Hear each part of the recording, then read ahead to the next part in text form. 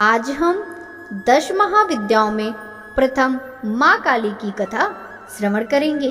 10 महाविद्याओं में काली प्रथम है। महाभागवत के अनुसार महाकाली ही मुख्य हैं और उन्हीं के उग्र और सौम्य 2 रूपों में अनेक रूप धारण करने वाली 10 महाविद्याएं हैं। माँ काली व्रत कथा प्राचीन काल की बात है। संपूर्ण सृष्टि के जलमग्न होने के बाद भगवान विष्णु शेषनाग की सैया पर योग निद्रा में लीन थे। तभी उसी समय अचानक भगवान विष्णु के कान में मधु और कैटभ नाम के 2 पराक्रमी असुर उत्पन्न हुए।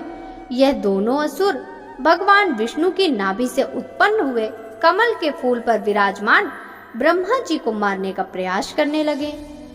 तब ब्रह्मा जी ने देखा दोनों असुर उन पर आक्रमण कर रहे हैं। तब उन्होंने अपनी रक्षा के लिए आदिशक्ति की स्तुति की और उनसे मदद मांगी।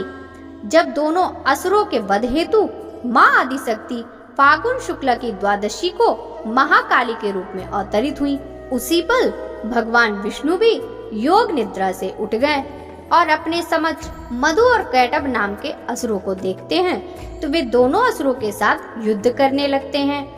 5000 वर्षों तक यह घनघोर युद्ध चलता रहा, परंतु भगवान उन्हें परास्त करने में असफल हुए, क्योंकि दोनों असुरों को माँ आदिशक्ति ने पहले ही इच्छा मृत्यु का वर दिया था।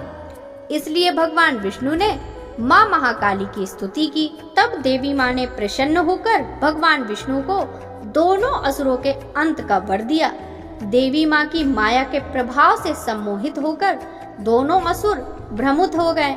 वे दोनों भ्रमित असुर भगवान विष्णु से कहते हैं कि युद्ध से प्रसन्न होकर हम आपको वर देना चाहते हैं, इसलिए आप हमसे अपनी इच्छा अनुसार वर मांग सकते हैं।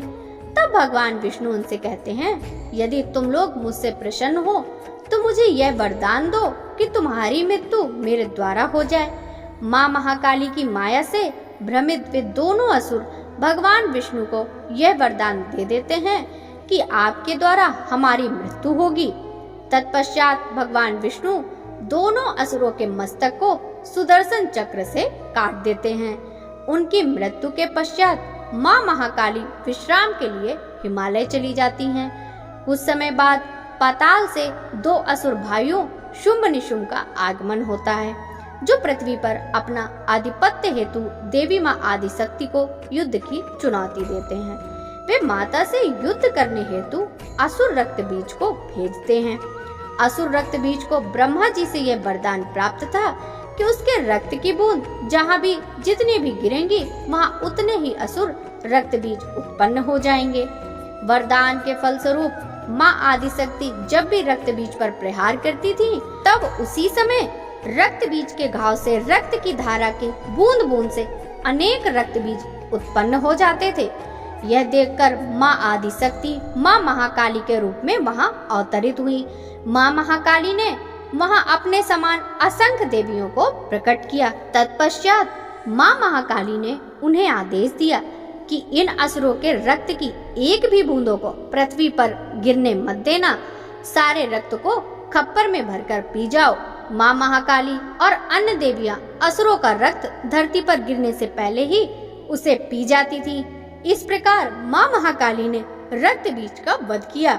उसके पश्चात दोनों असुर भाई शुंभ और निशुंभ माता से युद्ध करने के लिए आए। माँ ने दोनों असुर भाइयों का वध कर पृथ्वी को उनके भार से मुक्त कर दिया और देवताओं को उनके आतंक से मुक्ति प्रदान की। माँ महाकाली के अनेक रूप हैं। इन्हें श्यामा, दक्षिणा कालिका, गुहकाली, कालरात्रि, भद्रकाली, महाकाली, शमशान काली, चामुंडा आदि नामों से संबोधित किया जाता है। माँ काली व्रत कथा। कालिका पुराण में कथा आती है कि एक बार हिमालय पर अवस्थित मतंग मुनि के आश्रम में जाकर देवताओं ने महामाया स्तुति की। स्तुति से प्रसन्न होकर मतंग वनिता के रूप में भगवती ने शरीर के काले पहाड़ के समान वर्ण वाली एक और दिव्य नारी को प्रकट किया। उस महातेजस्विनी ने स्वयं ही देवताओं की ओर से उत्तर दिया, ये लोग मेरा ही स्तवन कर रहे हैं। वे काजल के समान कृष्णा थी, इसीलिए उनका नाम काली पड़ा। दुर्गा सप्तशती के अनुसार एक बार शुंभ निशुंभ के अत्याचार से व्यथित होकर देवताओं ने हिमालय पर जाकर देवी सूक्त से देवी की स्तुति की। तब देह से कौशिकी का प्राकट्य हुआ। कौशिकी के अलग होते ही पार्वती का स्वरूप कृष्ण हो गया, जो काली नाम से विख्यात हुई। माँ काली को नील रूपा होने के कारण तारा भी कहते हैं। नारद पांचरात्र के अनुसार एक बार काली के मन में आया कि वे पुनः गौरी हो जाए। यह सोचकर वे अंतर ध्यान हो गई। शिव जी ने नारद जी से उनका पता पूछा। नारद जी ने उनसे सुमेरु के उत्तर में देवी के प्रत्यक्ष उपस्थित होने की बात कही। शिव की प्रेरणा से नारद जी वहां गए। उन्होंने देवी जी से शिव के साथ विवाह का प्रस्ताव रखा। प्रस्ताव सुनकर देवी क्रुद्ध हो गई और उनकी देह से एक षोडशी विग्रह प्रकट हुई और उससे छाया विग्रह त्रिपुर भैरवी का प्राकट्य हुआ।